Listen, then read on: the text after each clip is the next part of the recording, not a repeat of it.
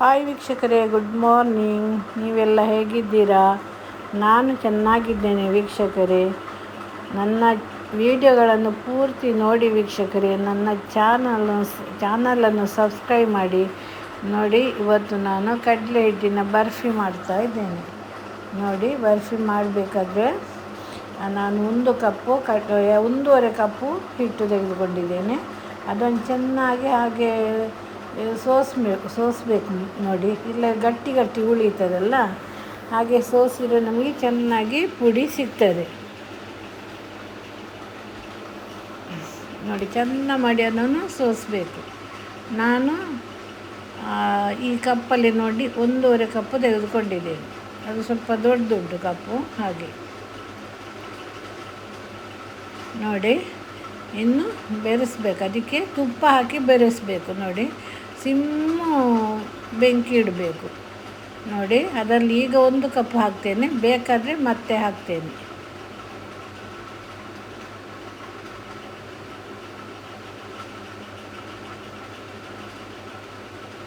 ಚೆಂದ ಮಾಡಿ ಅದು ಬೆರೆಸಬೇಕು. ಅದು ಸೀದು ಹೋಗಬಾರ್ದು.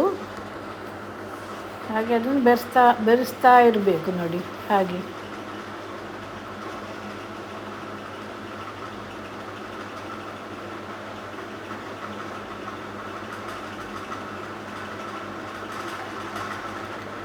ನೋಡಿ, ನಾನು ಹಾಕಿದ ತುಪ್ಪ ಸಾಕಾಗಲಿಲ್ಲ ಅದಕ್ಕೆ. ನೋಡಿ, ಇನ್ನು ಪುನಃ ನಾನು ಅದಕ್ಕೆ ತುಪ್ಪ ಹಾಕ್ತೇನೆ. ಚೆಂದ ಮಾಡಿ ಹಾಗೆ ಮಿಶ್ರ ಮಾಡ್ತಾ ಇರಬೇಕು ಅದನ್ನು.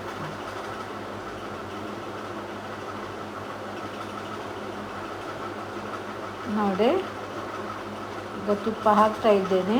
ಅದಕ್ಕೆ ತುಪ್ಪ ಸಾಕಾಗಲಿಲ್ಲ, ಗಟ್ಟಿಯಾಗಿದೆ. ನೋಡಿ, ಇದನ್ನು ಮಾಡಬೇಕಾದ್ರೆ ತುಂಬ ತಾಳ್ಮೆ ಬೇಕು ವೀಕ್ಷಕರೇ. ತುಂಬ ಹೊತ್ತಾಗ್ತದೆ. ನನ್ನ ಕೈ ಮೊದಲೇ ನೋವು, ನನಗೆ ಮತ್ತೆ ಆಯಾಸ ಆಗಿದೆ ಕೈ ನೋವಾಗಿ. ನೋಡಿ, ಅದು ಕೂಡ ತುಪ್ಪ ಸಾಕಾಗಲಿಲ್ಲ. ನೋಡಿ, ತುಪ್ಪ ಹಾಕ್ತೇನೆ ನಾನು.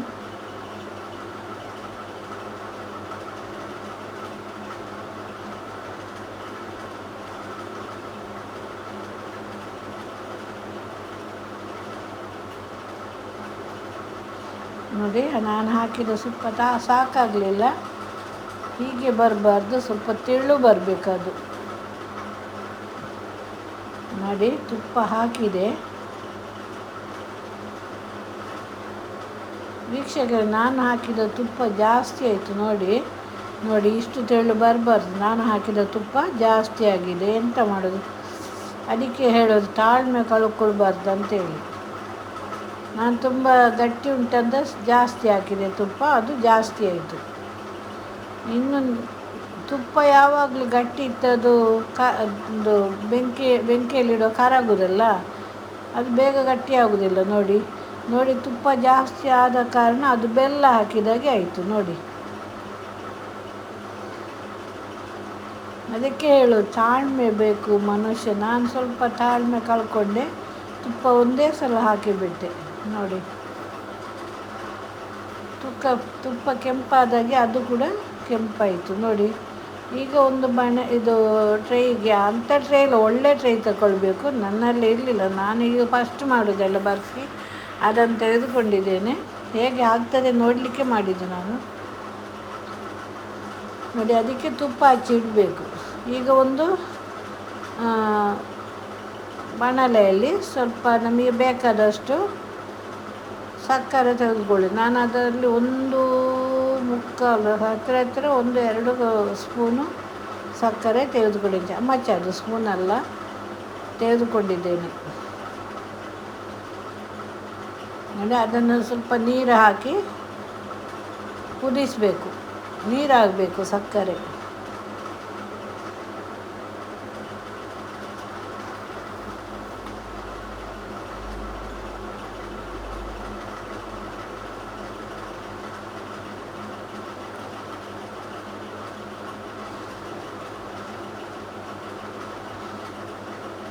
ನೋಡಿ, ಸಕ್ಕರೆ ಕುದೀತಾ ಇದೆ ನೋಡಿ, ಕುದಿಬೇಕು.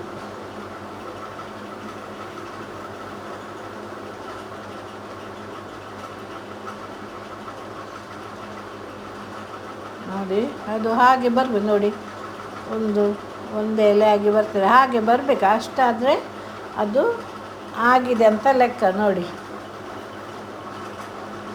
ಇನ್ನು ಅದಕ್ಕೆ ಸ್ವಲ್ಪ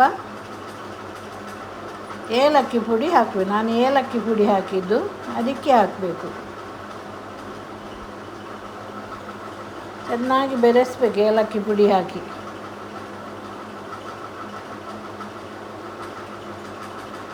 ನೋಡಿ ಈಗ ಆಯಿತು, ಒಳ್ಳೆಯದಾಗಿದೆ ವೀಕ್ಷಕರೇ. ಆದರೆ ಮಾತ್ರ ಎಂತ, ನಾನು ತುಪ್ಪ ಜಾಸ್ತಿ ಹಾಕಿ ಅದು ಬೇಗ ಗಟ್ಟಿಯಾಗಲಿಲ್ಲ ನೋಡಿ.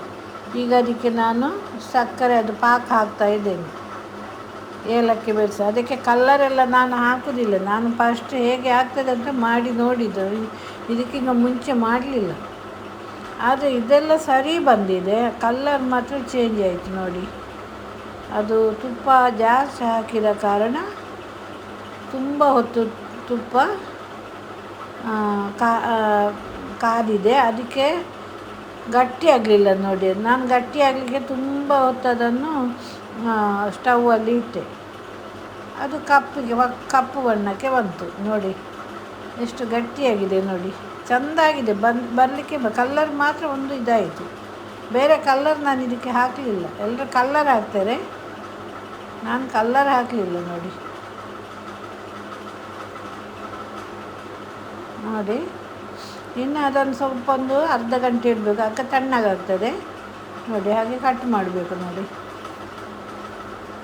ಟೇಸ್ಟ್ ಎಲ್ಲ ಒಳ್ಳೆ ಬಂದಿದೆ, ಆದರೆ ಕಲ್ಲರ್ ಮಾತ್ರ ಬರಲಿಲ್ಲ.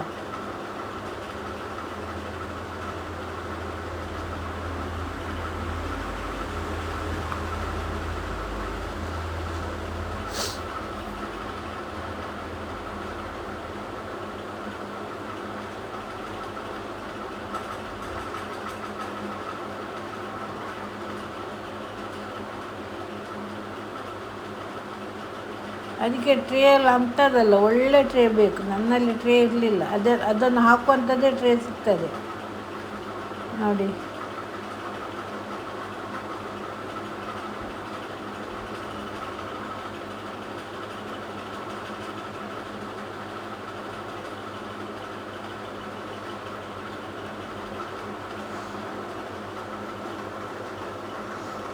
ಒಳ್ಳೆಯದಾಗಿದೆ ವೀಕ್ಷಕ. ಕಲ್ಲರ್ ಮಾತ್ರ ಚೇಂಜ್ ಆಯಿತು ಹೊರತು ಒಳ್ಳೆ ರುಚಿಯಾಗಿದೆ ನೋಡಿ. ಬೆಲ್ಲ ಹಾಕಿದಾಗೆ ಆಗಿದೆ ಮಾತ್ರ ಬರ್ಫಿ. ನೀವು ಕೂಡ ಒಮ್ಮೆ ಮಾಡಿ ನೋಡಿ ವೀಕ್ಷಕರೇ. ನಾನು ಮಾಡಿದೆ, ಇನ್ನೊಮ್ಮೆ ತಿಳಿಯಿತು ಹೇಗೆ ಮಾಡ್ಬೋದು ಅಂತೇಳಿ. ತುಪ್ಪ ಮತ್ತು ಕಡಲೆ ಹಿಟ್ಟಿದ್ರೆ ಸಾಕಾಗ್ತದೆ, ಮತ್ತು ಏಲಕ್ಕಿ. ಥ್ಯಾಂಕ್ ಯು ವೀಕ್ಷಕರೇ, ಧನ್ಯವಾದಗಳು.